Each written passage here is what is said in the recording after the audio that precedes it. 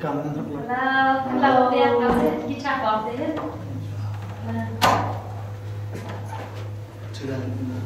chưa thì mà sắp tới đến khi cả chưa đến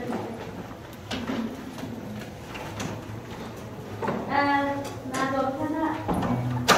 là mình lấy nó cũng là thằng Cùng rất thân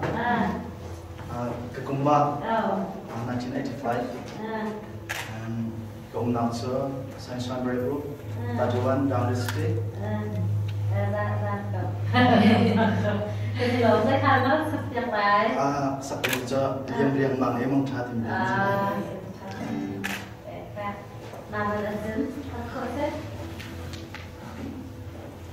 Azam fatin Azam tin bang sakla selawa nama tu siapa jadi tiang pak kau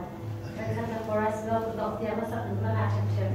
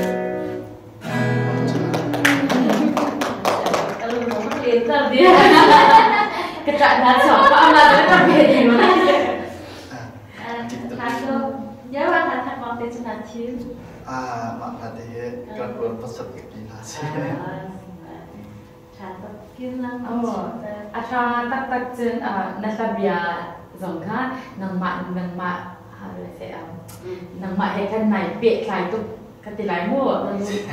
na khan sa thai se ka acha tu chen nang ma zu ka relax se na sai thadam te zo na no ngai na mit mai na twa ding na sa mu te khan na twa di le mo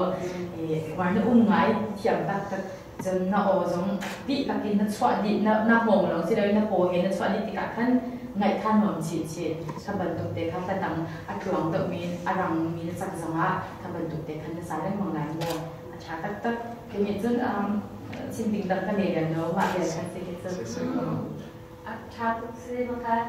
bên đâu anh đồng ý xin đâu cái chuyện đó mình biết rồi sẽ trả tất là sao mình trả tất để thông bồi bắc cái trả tất là gì năng mà năng hay nhìn bộ khăn thông bồi là trả tất là sao khó ý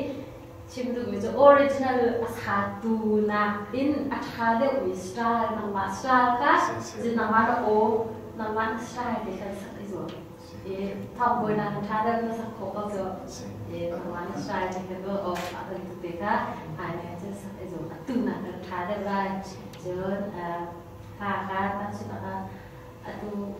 style today kamu orang dan today dibentukkan ini lainnya slow country jadi bentuk pop tiang lang kasi rock dan min ohe dan kita tempat dia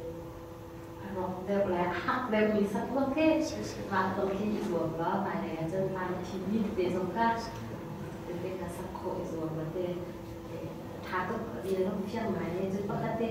VP hay tết chạy nè tết khác khi nó bị phải mà nó VP giá pi phải thì dạy là ăn chín lung nên cô làm bạn chúng ta phạt khổ làm cái tết chạy nè khác mà để ra theo VP tôi đi vừa sắp tới là để khổ rồi thả tục thế giờ khăn ăn để ăn thành tết ra sẽ cái gì đó để tập cho tên là